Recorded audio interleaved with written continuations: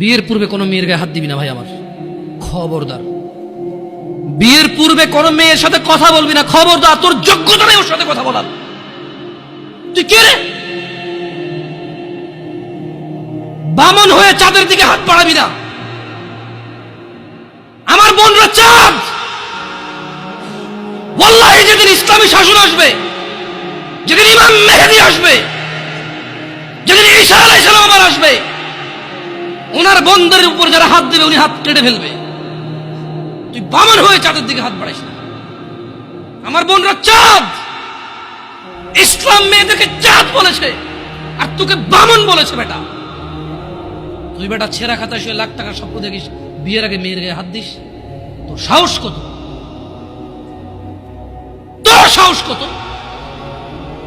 তুই জানিস না মুহাম্মদ সাল্লাল্লাহু আলাইহি সাল্লাম বলছে নেক স্ত্রী দুনিয়াতে যা আছে ওর চেয়ে বেশি উত্তম।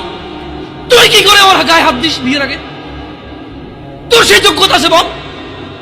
তোকে আল্লাহ জাহান্নামে ফেলবে, তোকে আল্লাহ জ্বলন্ত আগুনে নিক্ষিপ্ত করবে, তোর শরীর পচবে, তোর শরীরের গন্ধে জাহান্নামীরা থাকতে পারবে না। তোকে আল্লাহ এত নিকৃষ্ট শাস্তি দেবে